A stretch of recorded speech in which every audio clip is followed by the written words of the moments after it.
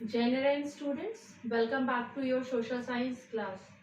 हम लोगों ने अपनी प्रीवियस क्लास में बच्चों पढ़ा था हड़प्पन सिटी के बारे में कि वो सिटी कैसी थी, वहाँ पर क्या क्या चीज़ों का, वहाँ का कैसे घर बने हुए थे, कैसे वहाँ का ड्रेनेज सिस्टम था, स्ट्रीट कैसे थी, वहाँ पे क्या क्राफ्ट के वर्क होते थे. Now today we will study in search of a raw material, food for people in the cities, A closer look to Harappan town in Gujarat and the mystery of the end. यानी कि उसके and का कारण जो भी mystery थी उसके बारे में हम पढ़ेंगे. So for that, let's see the slides. We have studied about the Harappa and Harappan cities. Now in this chapter we will study that they were making a craft, whatever the craft they were making. So उसके लिए उन्हें raw material के लिए ज़रूरत थी. फिर they need a food also कि वो कहाँ से food लाते थे. फिर हम कुछ शहर देखेंगे जो हड़प्पन सिटीज़ थी, जो कि गुजरात, हमारे यहाँ इंडिया में गुजरात में सेटल हुई थी. उनमें क्या हुआ. So for this let's see the slides. Now what is raw material. Raw material क्या है, सबसे पहले हम ये जानते हैं. So raw materials are substances that are grown naturally. So that grow naturally. Raw materials are substances that grow naturally. ये अपने आप उगते हैं, जैसे कि नेचुरली होते हैं, जैसे कि पेड़ हो गए, ओर्स हो गए, ओर्स ऑफ मेटल्स हो गए, और प्रोड्यूस्ड बाय फार्मर्स और herders. So these are then processed to produce finished goods. For example, cotton produced by the farmer is a raw material that may be processed to make cloth. While some of the raw material that the Harappan used were available locally. Many items such as copper, tin, gold, silver and precious stones has to be brought from distinct land. यानी कि कुछ चीज़ें दूर दूर से देशों से लाई जाती थी, जैसे मैंने बताया कॉपर, टिन, गोल्ड, सिल्वर. सो जो गोल्ड था वो प्रेजेंट डे कर्नाटक से लाया जाता था. So that is a precious stone. Then tin,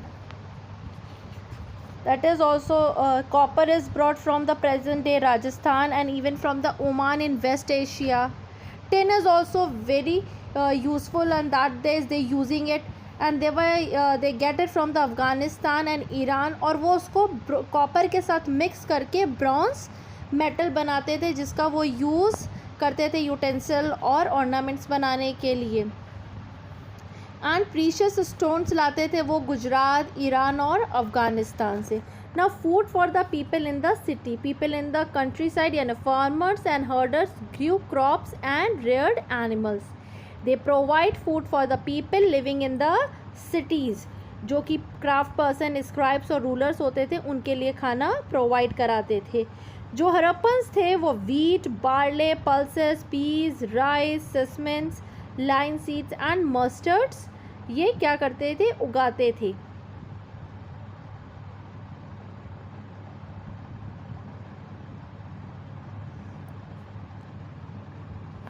ना जब फूड की हम बात कर रहे हैं तो it means they know the farming. So new tool उन्होंने यूज़ किया था, that is a plug was use to dig the earth for turning the soil and planting seeds.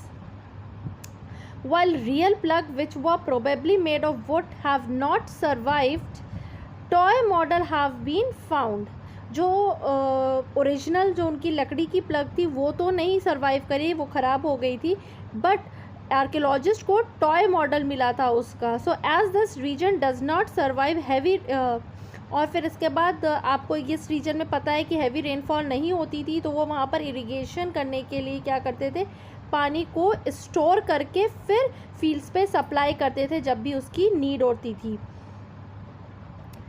Harappans also rear animals, वो animals भी rearing करते थे, जैसे sheep, goat, cattle and buffalo.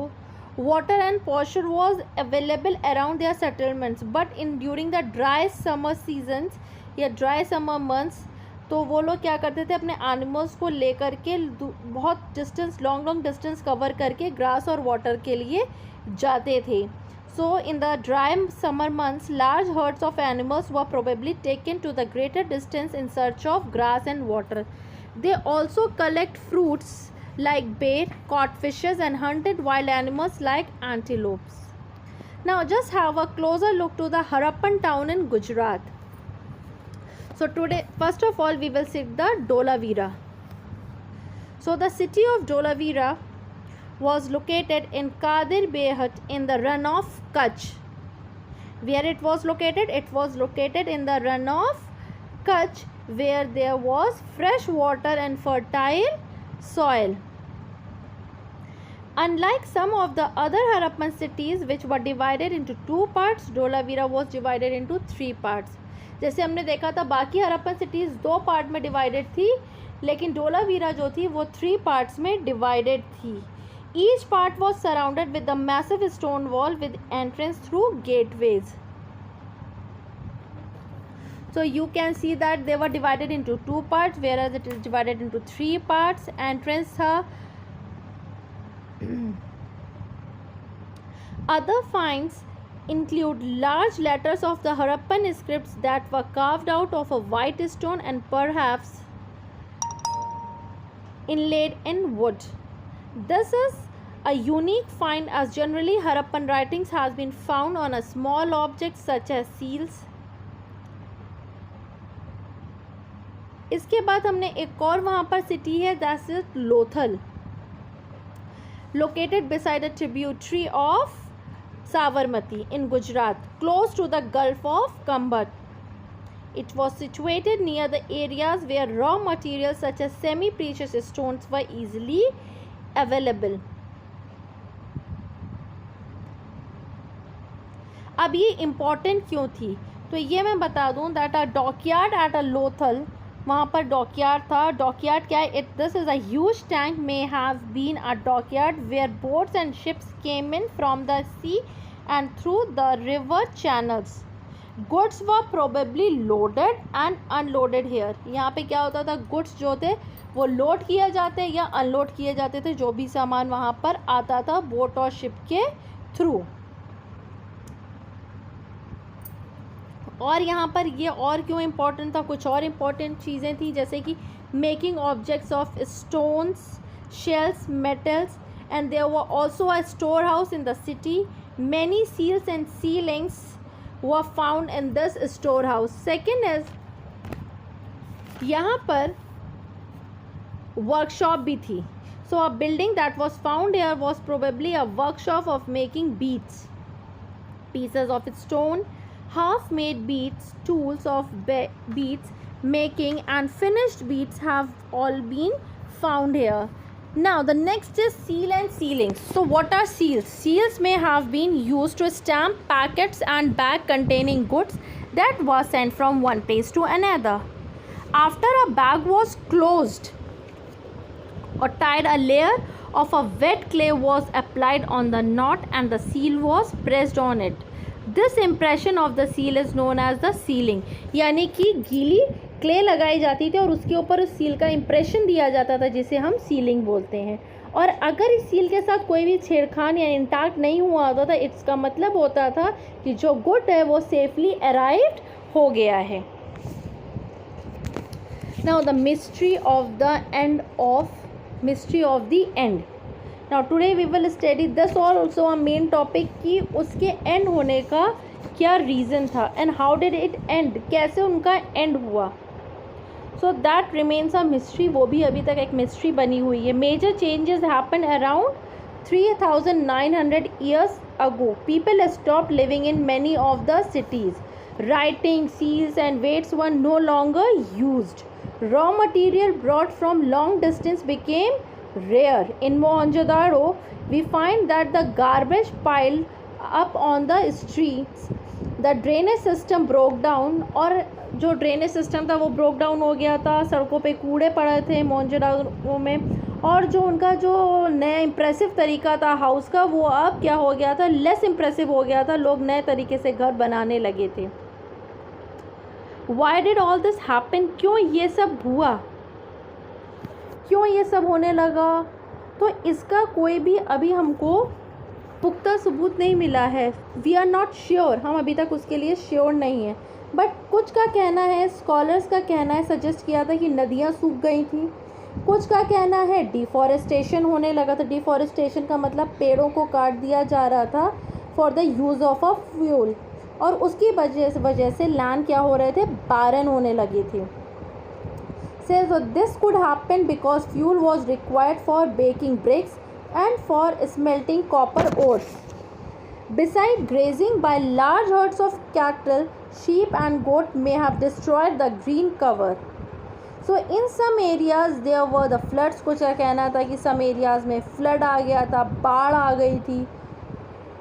But none of these reasons can explain the end of all the cities.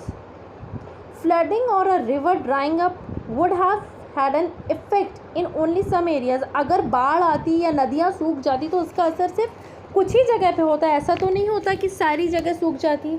So it appears as if the ruler lost control. In any case, the effect of the changes are quite clear. Sites in the Sindh and the West Punjab, जो कि इस समय पाकिस्तान में है, लोग खाली कर कर जाने लगे थे. And the new cities were starting development, और वो छोटे छोटे settlements में रहने लगे थे ईस्ट एंड द साउथ में. और ये जो नई cities थी ये emerged हुई थी about 14 years later. So लगभग 2500 years पहले. तो जो मेजर्स डिक्लाइन स्टार्ट हुआ वो 3900 ईयर्स अगो हुआ. और जो न्यू सिटीज़ स्टार्ट डेवलपिंग हुई तो that again start developing cities in 2500 years ago, जैसे कि यहाँ पर लिखा हुआ है. अब मैं अगर आपसे बात करूँ कि जैसे हड़प्पन सिविलाइजेशन थी, वैसे दुनिया में और भी बहुत सारी सिविलाइजेशन उस समय थी. एंशियंट बहुत सारी सिविलाइजेशन थी, जिनमें से आज हम पढ़ेंगे इजिप्ट के बारे में. So most of the Egypt is a dry desert except for the land along the river Nile. सिर्फ वही एरिया वहाँ ड्राई नहीं है जो रिवर नाइल के किनारे. Otherwise the most of the area of the Egypt is a dry desert. So desert का दो मतलब होता है. एक का तो मतलब होता है रेगिस्तान और दूसरे डेजर्ट का मतलब होता है ऑल द स्वीट डिशेस. जितनी भी मीठी चीज़ें हम खाते हैं they are the deserts. Now around 5000 years ago king ruled over Egypt.